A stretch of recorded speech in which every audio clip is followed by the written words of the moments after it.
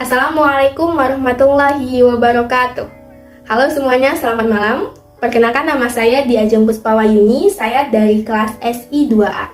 Di video kali ini saya akan menjawab beberapa pertanyaan sehubungan dengan tugas mata kuliah Organisasi dan Arsitektur Komputer yang diampu oleh Bapak dosen kami yang terhormat Bapak Maulana Dwi Sena, Eskom Mkom. Izin Pak untuk menjawab pertanyaannya. Pertanyaan yang pertama adalah, jelaskan secara rinci struktur dari sebuah sistem komputer. Jadi, struktur dari sebuah sistem komputer ini ada 4. Yang pertama adalah CPU. CPU adalah singkatan dari Central Processing Unit. Nah, saya rasa dari namanya aja ini kita sudah bisa menebak ya, apa itu CPU. Central artinya pusat, processing artinya proses, dan unit adalah benda ataupun perangkat itu sendiri.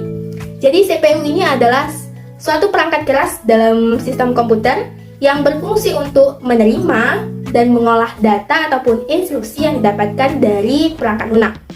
Jadi, karena CPU ini merupakan pusat pengolahan data, maka CPU juga biasanya dikenal dengan sebutan prosesor.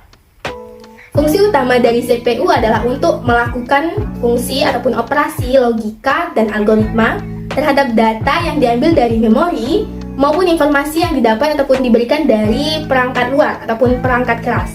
Jadi simpelnya ini, CPU ini merupakan otak dari komputer karena dia berfungsi untuk sebagai pengontrol sistem komputer dan sebagai pusat pengolahan fungsi-fungsi komputer. Jadi seluruh operasi yang kita lakukan dalam komputer itu sebenarnya dilakukan oleh CPU. Jadi lambat atau tidaknya kinerja komputer kita itu tergantung dengan kualitas CPU yang digunakan. Oke, struktur yang kedua adalah memori utama. Memori utama ataupun main memory adalah memori inti dalam komputer yang berfungsi sebagai media penyimpanan data. Nah, memori utama ini dapat dibedakan menjadi 2 lagi. Yang pertama adalah ROM ataupun read only memory. ROM ini merupakan jenis memori yang kontennya tidak hilang ketika komputer ataupun perangkat yang kita gunakan kita matikan. Lalu yang jenis yang kedua adalah RAM ataupun Random Access Memory. Random Access Memory ini adalah tempat penyimpanan sementara yang digunakan ketika komputer dijalankan ataupun dioperasikan. Nah, konten dari RAM ini biasanya dapat diakses secara random ataupun acak dan bersifat volatil. Selanjutnya, struktur yang ketiga adalah I/O. I/O ini adalah input ataupun output. Jadi dia adalah sebuah komponen dalam sistem komputer yang bertanggung jawab terhadap pengontrolan suatu perangkat keras. Dan dia juga bertanggung jawab terhadap pertukaran data antara perangkat keras dengan memori utama ataupun dengan register-register yang ada dalam CPU. Simpelnya, si I/O ini bertanggung jawab untuk mengirim dan menerima data baik dari dalam keluar ataupun sebaliknya dari luar ke dalam. Selanjutnya, sistem ataupun struktur yang keempat adalah interconnection system. Interconnection system ini adalah sistem yang menghubungkan antara CPU dengan memori utama dan juga dengan I/O. Selanjutnya adalah soal yang kedua. Soal yang kedua adalah jelaskan fungsi dari elemen-elemen yang menyusun sebuah sistem komputer. Nah, ada 3 elemen yang menyusun sebuah sistem komputer. Elemen yang pertama adalah hardware ataupun perangkat keras. Perangkat keras ini adalah perangkat yang dapat kita tangkap secara indera ataupun dapat kita lihat, dapat kita pegang, artinya dia wujud fisiknya itu kelihatan gitu. Nah, fungsi dari hardware ini ada bermacam-macam. Ada untuk memasukkan data, ada juga untuk mengeluarkan data, untuk mengolah data. Jadi hardware ini kemudian dapat dibedakan menjadi 4 jenis berdasarkan fungsinya.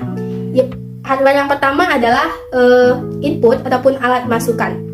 Alat masukan ini adalah hardware yang berfungsi untuk memasukkan data, tentunya yang akan diolah oleh si komputer ini. Contohnya adalah keyboard, mouse, dan lain-lain.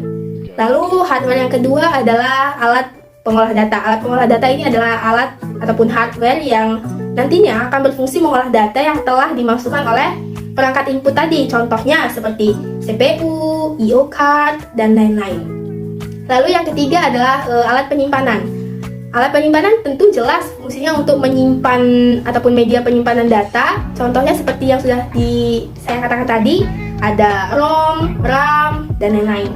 Lalu yang keempat adalah output ataupun alat keluaran.